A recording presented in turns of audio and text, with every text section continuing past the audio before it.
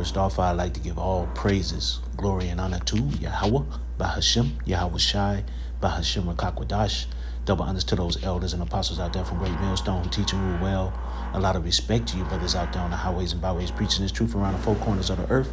And salutations to the hopeful elect that you guys may be sealed soon. And with that, this is your brother Dawaba from the branch of GMS here in Chicago, coming right back at you with a little lesson. And I'm just going to sit up here and play these two videos. It's talking about what would happen if the power grid shut down. Whether it be part of the country or throughout the whole country, they sit up here, they're letting you know what will exactly happen. And they both have two different thoughts on it. I'm going to play both of them, just for the educational purposes. But before I play either one, I want to get the Copyright Act of 1976. I'm not using this for financial or monetarily gain. I am using this just for strictly teaching and educational purposes only. So with that, I'm going to play both of them. I'm going to grab a few scriptures, because here it is. A lot of people got power at their fingertips. I think I heard that on a commercial one time. Here it is. People got smartphones, tablets, you got laptops, you got computers. And it's amazing, all this technology, and people still don't think. People still stupid, especially our people. Don't use technology. I always thinking about, yesterday I think it was the NBA draft, and that's what people were looking at. They ain't even paying attention to what's going on in the world, Sitting up here, everything is fun and games. But the times that we in, in the scriptures, I think it's Ecclesiastes. It says, it's better to be in the house of mourning than the house of laughter. Right now we in a mourning stage. Right now we in a sorrowful stage. This is not a time to be joking around and playing. But a lot of people love to joke around and play. And when that disaster come, when all calamities, chaos starts, they're going to be in trouble. Point blank, period. But that's not, I'm going to sit up here and get these script. I'm going to sit up here and let these two videos play, grab a few scriptures. Like I said, these are two different views of these two gentlemen of what will happen when the grid goes down. Even though they both come to somewhat of the same conclusion, but they are about to explain it differently. So with that, let me play the first one. It says, preparing for a grid failure impacts and precautions is valuetainment. What would happen if the power grid actually did go down? Number one, immediate disruption would be a loss of electricity in affected areas. This would disrupt the normal functioning of various aspects of our daily life, including traffic lights, public transports, businesses, hospitals, communication networks, and more. Number two, water supply. Many water supply systems rely on electric pumps. Without electricity, water treatment plants may not function, potentially leading to a lack of clean water and increased risk of waterborne diseases. Number three, cell towers have backup generators, but they can run out of fuel if not replenished. This could disrupt mobile phone service and the internet, hampering emergency response and communication among the public. Food supply. Refrigeration would be lost, leading to spoilage of perishable foods. Without a functioning transportation system, the movement of goods would be hampered, leading to shortages in grocery stores. What would happen? So you heard this guy. He set up here and went step by step, talking about the internet system.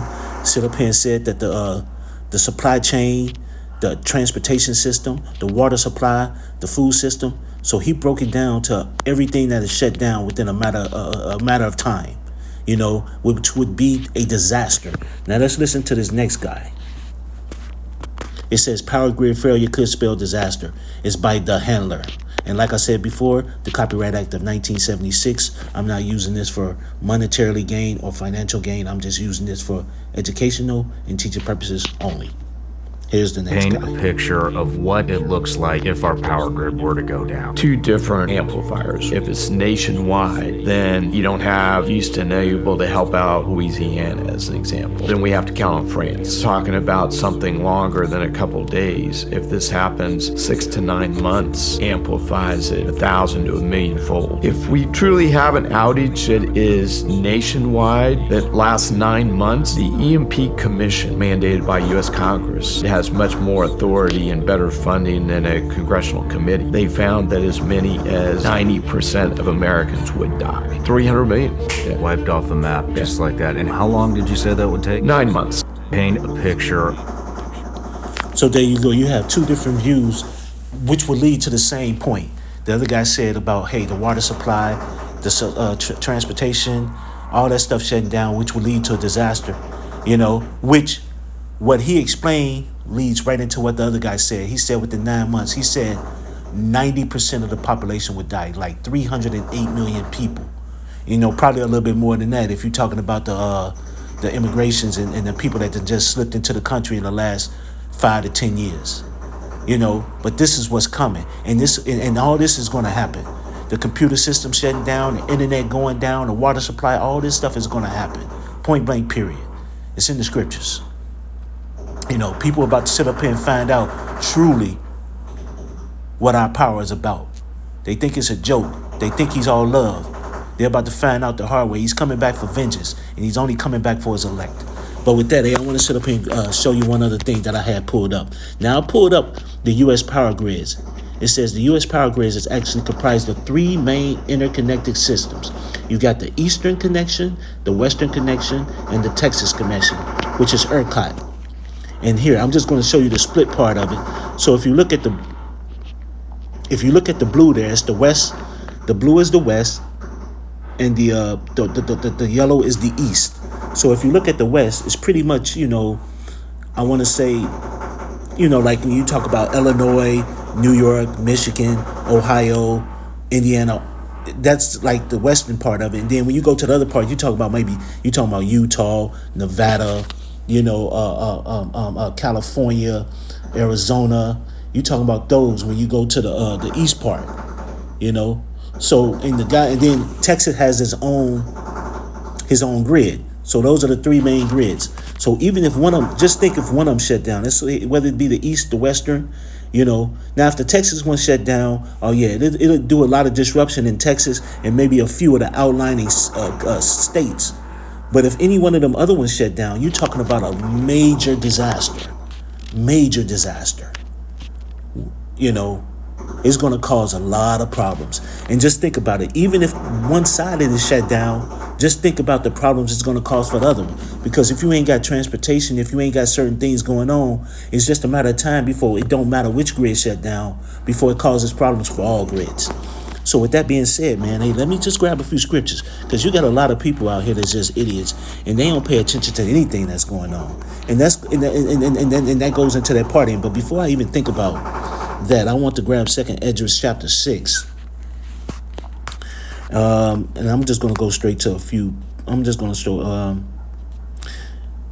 Here we go. I'm just going to go really to the points in a few of these. It says, this is 2nd Esdras chapter 6 and verse 22. And suddenly shall the sown places appear unsown. The full storehouses shall suddenly be found empty. And that's talking about your stores. That's talking about your food stores, especially the food supply. You know, clothing and all that, you know, is not going to really matter. It's going to be your food supply that's going to matter. It's going to be the water supply. Just like the dude sit up here and said, now I'll get that in a moment. The water supply. All those things are going to be affected, man. Especially the food and the water. You know, you ain't going to be able to get no news. So the internet is going to be down. Let's not talk about the heat, you know, or the air conditioning, depending on the time of the year. You know, whether it be an EMP, personally, I don't think it's going to be an EMP. I think it's just going to be an inside job. They're just going to shut the grids down on their own, and they're going to lie about it. That's just my own thoughts. That's what this devil does. You know, you can't be ignorant of Satan's devices, you know. But then it says, 2nd Esdras 6 and 23, and the trumpet shall give a sound which when every man hear it, they shall be suddenly afraid. Yeah, you're going to sit up here. You hear those alarms that be going off, letting people know that you hear sometimes the alarms where they sitting up here doing practice and letting you know an alarm goes off. And when you hear this, you know, they practice it. Well, when this ain't going to be no practice. This is going to be full-fledged disaster. You know, when this alarm, and a lot of people going to be afraid. You know, a lot of these tough guys, women going to resort back to being the woman that they really are now, because they're going to find out, hey, no one's coming to save you. And if you ain't got an Israelite man, you're going to be through. Or if you ain't in them elites at the moment that's going to be in them bunkers, you're in trouble. But then here's the other point. This 2nd Esdras 6 and 24. And at that time shall friends fight one against another like enemies, and the earth shall stand in fear with those that dwell therein. The springs of the fountain shall stand still, and in 3 hours they shall not run. You ain't going to have no running water. You ain't going to have nothing going on. Ain't no man going to be out there on the highways and byways telling you to do shit. At that particular time, you're going to be in trouble. It's going to be chaos. Judgment is coming. The Lord is giving you a grace period right now to you so-called Black, Latinos, and Native Americans to get your act together. But it's only for the elect. Because 2/3 of our people going to be bullshitting and playing around, like I said earlier. Joking around. Wondering about the NBA draft.